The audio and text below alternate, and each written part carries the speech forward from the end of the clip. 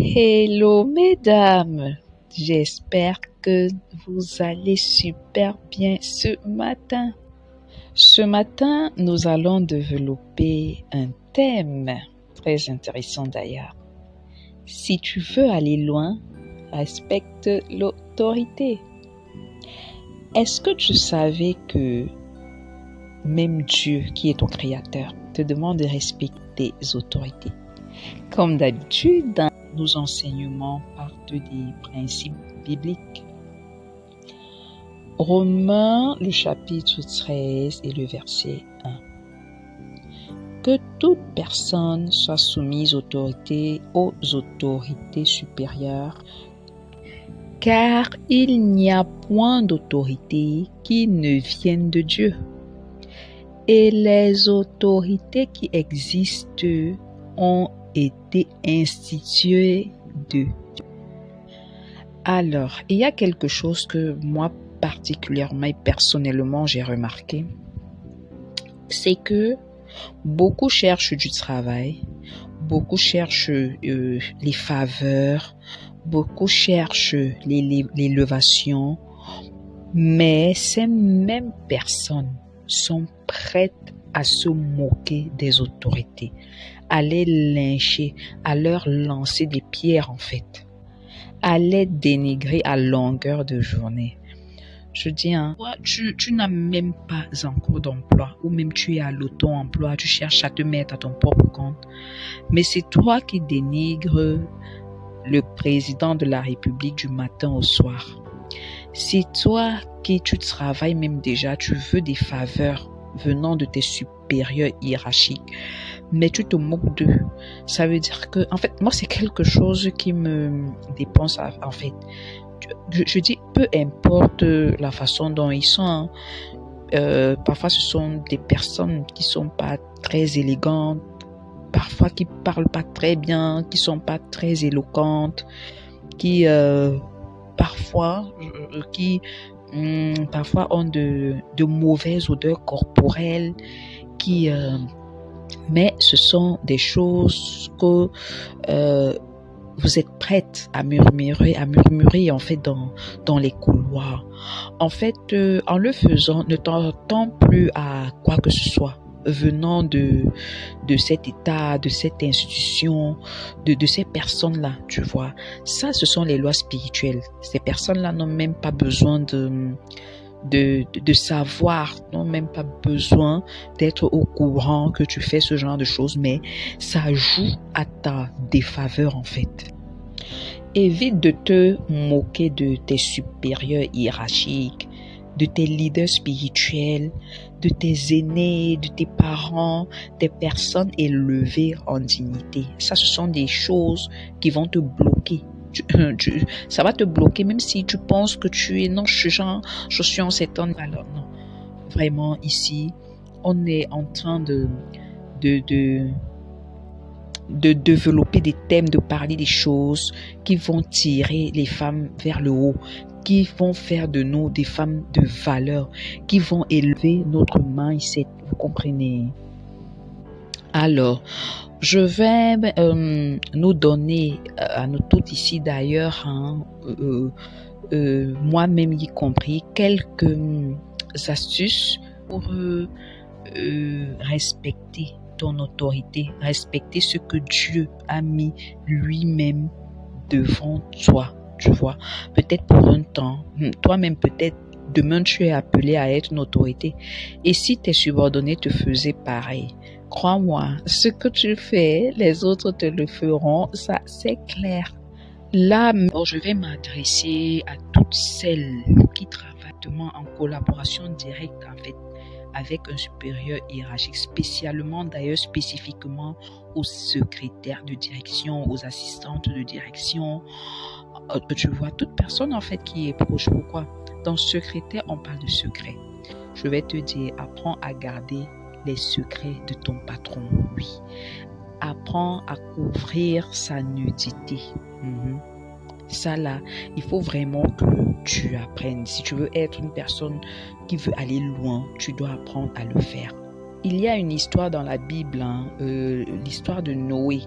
Lorsque son fils a vu sa nudité, il s'en est moqué. Et vous savez quoi? Noé l'a maudit. Tu vas me dire, est-ce que c'est mon patron, c'est mon père? Non. C'est une autorité en fait. C'est une autorité, c'est ton autorité étatique. Et toi, en tant que secrétaire, tu dois couvrir ses faiblesses, couvrir sa nudité, garder ses secrets. Je peux t'assurer que cela t'aidera beaucoup dans ta carrière professionnelle. En fait, même si ce supérieur-là ne t'est pas toi reconnaissant, lui, il t'est pas reconnaissant en fait, quelqu'un d'autre te rendra cette reconnaissance-là, plus ou moins, ou Dieu même t'élèvera, t'amènera à être élevé en dignité, tu comprends? Donc, je voudrais que tu comprennes que c'est pas trop par rapport à la personne que tu le fais, non. C'est parce que toi, tu sais ce que tu cherches, tu sais ce que tu veux et tu sais où tu vas. Apprends à être discrète, en fait, sur même les petites affaires de ton patron. Quand je dis petites affaires, en qualité de secrétaire, vous comprenez ce que je veux dire. Apprends à être discrète sur ces petites affaires. Tu n'as pas besoin de le faire savoir à qui le veut, à qui veut l'entendre, à qui veut le savoir. Non, vraiment, tu n'as pas besoin d'exposer ce genre de choses-là. C'est une occasion peut-être pour toi de commencer à travailler la discrétion. Parce que si tu n'es pas déjà discrète sur ta propre vie, comment est-ce que tu seras même discrète sur la vie des autres, tu vois? Or, la discrétion, en fait, c'est l'une des règles d'or des hautes personnalités, des gens élevés en dignité et des gens qui veulent aller loin, des gens qui réussissent dans la vie. Tu sais, quelqu'un peut te garder près de lui, pas parce que tu travailles trop bien, non, mais parce que tu sais fermer ta bouche. Je l'ai déjà dit dans un des podcasts, dans plusieurs podcasts déjà, je nous exhorte à apprendre à fermer nos bouches. Quelqu'un peut te garder, ça ne veut pas dire que n'excelle pas dans ton travail, non. J'ouvre d'ailleurs cette parenthèse pour dire, cela fera l'objet d'un de nos podcasts, soit excelle dans tout ce que tu fais. Et je referme cette parenthèse-là. Tu vois, quelqu'un peut te garder, pas parce que tu es la meilleure, mais parce que tu sais être discrète, parce que tu ne parles pas de ces choses, tu comprends? Il y a également, il y a des erreurs à éviter. Il y a des personnes élevant en dignité, des hautes personnalités qu'on ne respecte pas toujours parce que peut-être c'est un frère, un ami avec qui tu as grandi au quartier là.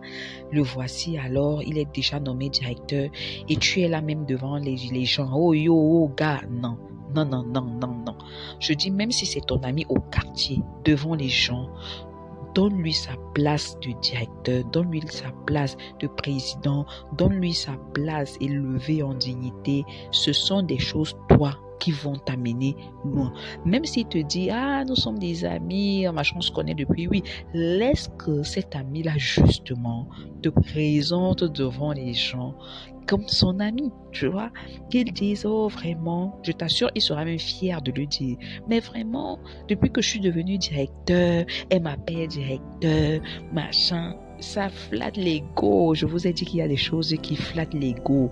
Oui, ça va flatter son ego, mais il va voir en toi, en fait, une personne de valeur, une personne même élevée en dignité, une personne élevée en esprit. Tu vois, donc ne le traite pas comme avant au quartier là.